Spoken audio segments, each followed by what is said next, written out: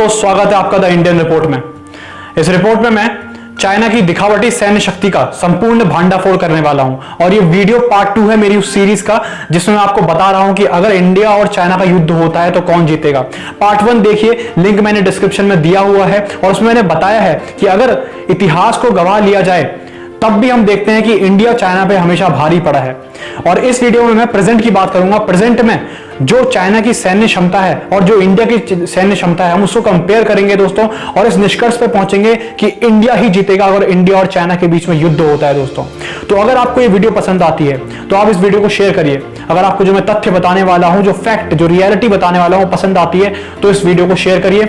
और अगर आप मेरे चैनल में पहली बार है, द इंडियन रिपोर्ट में आप पहली बार आए हैं तो द इंडियन रिपोर्ट को सब्सक्राइब करिए। अगर आप यूट्यूब पे हैं और फेसबुक पे मुझे देख रहे हैं तो आप पेज को लाइक करिए। दोस्तों आपको बताना चाहूंगा द इंडियन रिपोर्ट एक कंप्लीटली अनबायस्ड चैनल है और हम साथ ही साथ एक राष्ट्रवादी चैनल भी हैं, तो बने रहिए हमारे साथ। चलिए अब वीडियो को आगे ले जाते हैं। तो आइए दोस्तों इस एनालिसिस को शुरू करते हैं।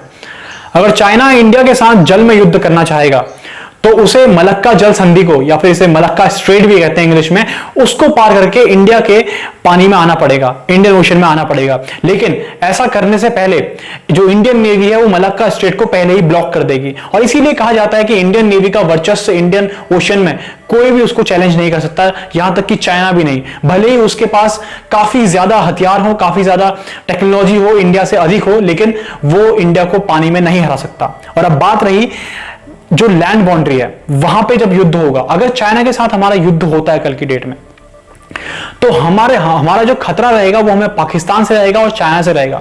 पाकिस्तान और चाइना की बाउंड्री मिला के ये ऑलमोस्ट 6800 किलोमीटर की बाउंड्री बनती है।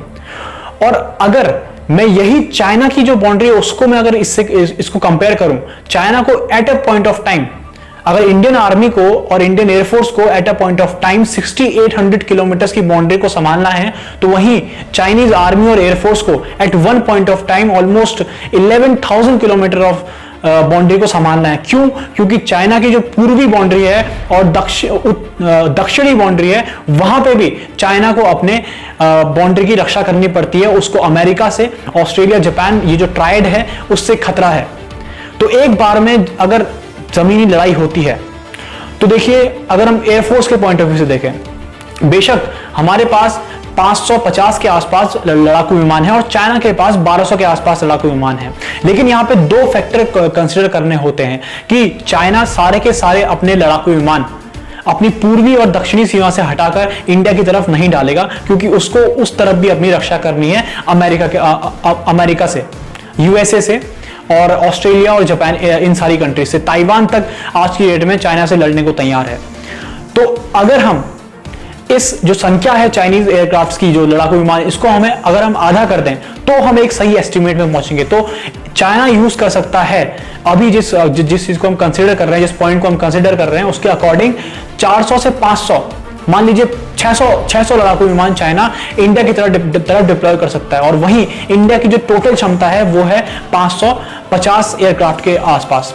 लेकिन यहां पे एक और पॉइंट आता है कि चाइना के पास वो एयरक्राफ्ट आज की डेट में उपलब्ध नहीं है भारी मात्रा में, जो हाई ऑल्टीट्यूड में, मतलब कि ऊंचाइयों वाली जगह में जाके अच्छे से लड़ाई कर सके। ऐसी काफी बार रिपोर्ट्स आती हैं कि चाइनीज जहाजों ने ऊंचाइयों वाली जगह पे जाके परीक्षण किया लेकिन वो विफल रहे। 2019 में, 2018 में ऐसी काफी सारी रिपोर्ट्स आई। और वहीं भारतीय सेना के पास, ऐसी भारतीय वायुसेना के पास ऐसे काफी सारे लड़ाकू विमान हैं। ऑलमोस्ट 70 to 80% हमारे लड़ाकू विमान ऐसे हैं जो ऊंचाइयों में जाके लड़ सकते हैं। हमने अपनी सैन्य रणनीति इस प्रकार की बनाई कि हमने ऐसे ही विमान खरीदे जो ऊंचाइयों में जाके लड़ सकें। तो इन दोनों पॉइंट को कंसीडर करते हुए मैं आपको बताना चाहूंगा कि जो बेल्फर सेंटर है, बेल्फर सेंटर ये आपका हार्वर्ड केनेडी स्कूल जो है हमारा बॉस्टन में है, इसकी जो स्टडी है बेल्फर सेंटर की, वो बोलती है कि इन दोनों पॉइंट्स को अगर मद्देनजर रखा जाए तो चाइनीज सिर्फ 150 से 200 अपने लड़ाकू विमान अब इंडिया के खिलाफ यूज कर सकते हैं। वहीं इंडिया 250 से 300 लड़ाकू विमान, वो भी ऐसे लड़ाकू विमान जो टेक्नोलॉजी में चाइना की टेक्नोलॉजी से काफी आगे हैं, उनको इस्तेमाल इंडिया कर सकता है और चाइना सिर्फ इतने 150 ही कर पाएगा। तो देखिए, इंडिया यहां पे एक एज में है। अगर हम स्टैटिस्टिकली भी देखें, फैक्ट्स के रूप में भी देखें, ना कि सिर्फ इंडियन आर्मी के शौर्य की बात करें, तो यहां पे भी हम जीतते हैं। दोस्तों आशा करता हूं आपको ये फैक्ट पसंद आया होगा और अब हम आगे बढ़ते हैं इंडियन आर्मी की ताकत की तरफ। तो आइए अब भारत और चीन की थल सेना को हम कंपेयर कर लेते हैं। देखिए, जब थल सेना को कंपेयर करा जाता है तो 3 मेन चीजें होती हैं। पहला होता है पैदल सैनिक, मतलब कि इन्फेंट्री। दूसरा होते हैं आर्मर्ड व्हीकल्स, मतलब कि जो टैंक होते हैं, चलती फिरती जो गन्स होती हैं। तीसरा होता है तोप, जिसको आर्टिलरी बोला जाता है। तो पैदल सैनिकों की अगर बात करूं तो अलग अलग स्टडीज बोलती हैं, और जो अभी मैंने बेल्फर सेंटर की बात करी वो स्टडी भी ये बोलती है कि इंडिया और चाइना के जो सैनिक है वो ऑलमोस्ट बराबर हैं। 2.5 लाख चाइना के भी सैनिक हैं और 2.5 लाख इंडिया के भी सैनिक हैं। तोपों की अगर बात करूं, उससे पहले अगर मैं टैंक्स की बात करूं तो चाइना के पास 13,000 के आसपास टैंक हैं और इंडिया के पास सिर्फ 4,000। और लेकिन मैं तोपों की बात करूं तो तोप इंडिया के पास चाइना से ऑलमोस्ट 1,000 तोप ज्यादा हैं। चाइना के पास 3500 के आसपास तोप हैं, इंडिया के पास 4500 के आसपास तोप हैं। और तोप एक बहुत अहम हिस्सा होता है किसी भी लड़ाई का। लेकिन उससे पहले मैं आपको बताना चाहूंगा कि जो चाइना की ये 2.5 लाख की आर्मी है, इसके बारे में बात करना बहुत जरूरी है। ये आर्मी क्या कर रही है बॉर्डर पे? क्या ये सिर्फ बॉर्डर में सिर्फ और सिर्फ बॉर्डर की रक्षा करने के लिए खड़ी है, जैसे कि इंडियन आर्मी खड़ी है अब सिर्फ अपने बॉर्डर की रक्षा करने के लिए? नहीं, ये जो आर्मी है चाइना की, ये तिब्बत में जो लोग हैं उनको दबाने के लिए काम आती है, और जिंजियांग में जो उइगर मुस्लिम्स हैं और वहां पे जो भी लोग अपना आंदोलन करते हैं, तिब्बत और जिंजियांग प्रोविंस जो इलाके हैं, यहाँ पे लोगों को दबाने के लिए ये आर्मी काम आती है एक भारी मात्रा में। तो जो 2.5 लाख जो लोग हैं इंडिया के फ्रंट में, ये सिर्फ और सिर्फ बाउंड्री की रक्षा नहीं कर रहे हैं, ये और भी कामों में व्यस्त हैं।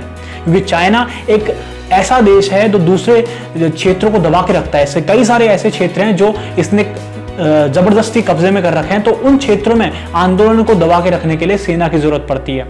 ये जो फैक्ट है वो पूरी दुनिया में उजागर फैक्ट है कि उइगर मुस्लिम्स के ऊपर चाइना अत्याचार करता है और उसमें उसको अपनी सेना का भरपूर सहयोग चाहिए होता है। तिब्बत में आप देखिए, तिब्बत की जो गवर्नमेंट है वो आज की डेट में इंडिया में बनी हुई है। वो जो गवर्नमेंट इन एग्जाइल बोलते हैं उसको, वो इंडिया में आज स्थित है, धर्मशाला में। तो तिब्बत में इस डिसेंट को दबाने के लिए आर्मी चाहिए होती है। तो ये आर्मी एक्चुअली अपनी बाउंड्रीज को सेफगार्ड कम कर रही है और दूसरों को दबाने का काम ज्यादा कर रही है। तो देख सकते हैं आप, इनकी जो पैदल सैनिक हैं वो इंडिया के सैनिकों से काफी ज्यादा कमजोर हैं। क्यों? संख्या इनकी कम हो जाती है, ये लड़ने कम आ पाएंगे, 2.5 लाख के 2.5 लाख नहीं आ सकते। और वहीं तोप जो होती है एक बहुत ही अहम हिस्सा होती है किसी भी लड़ाई का। ये अलाउ करती है कि हम अपने सैनिकों को आगे भेज सकें ताकि वो दूसरे देश के सैनिकों से लड़ाई कर सके जमीन पर। टैंक्स, जी हाँ, चाइना के पास ज्यादा टैंक हैं, लेकिन टैंक सिर्फ और सिर्फ बैटलफील्ड में काम आते हैं। वहीं तोप बैटलफील्ड से हटकर पीछे से, कई किलोमीटर पीछे से हमारे सैनिकों को सहायता पहुंचा सकती है। और एक और बात मद्देनजर यहाँ पे है कि भारत सेना को लड़ते हुए बहुत लंबा अरसा हो चुका है और चाइनीज सेना ने आखिरी लड़ाई अपनी 1979 में लड़ी थी, और भारत सेना जब से आजादी मिली है तब से लड़ने में ही लगी है। छोटी मोटी बैटल्स जगह जगह हम लड़ने में लगे हैं। कारगिल के बाद भी हम कश्मीर में हमारे सैनिक दिन रात आतंकवादियों से लड़ते हैं, अपने ऑपरेशंस को चलाते हैं। तो दोस्तों, आज आपको इस वीडियो को देखने के बाद समझ में आ गया होगा कि चाइना किसी भी मामले में इंडिया से आगे नहीं है। इस वीडियो को आगे बढ़ाइए, इस आइडिया को आगे बढ़ाइए और लोगों को पता चलना चाहिए इंडिया में कि हम कितने आगे हैं चाइना से। हमारी स्ट्रेंथ जो है, हमारी सैन्य शक्ति है, वो कोई चाइना की तरफ फेक सैन्य शक्ति नहीं है। हमें बताने की जरूरत नहीं पड़ती कि हम लद्दाख में अपने टैंक ले आए हैं, क्योंकि हमारे टैंक पहले से वहीं पर रहते हैं और वो काफी ज्यादा सक्षम है। तो हमें प्रोपेगेंडा करने की जरूरत नहीं पड़ती हमारी आर्मी को, हम ऑलरेडी बहुत सक्षम हैं। तो दोस्तों, बने रहिए द इंडियन रिपोर्ट के साथ। ऐसी मैं आपके लिए जानकारी भरी रिपोर्ट्स लाता रहूंगा। और इसी के साथ जय हिंद।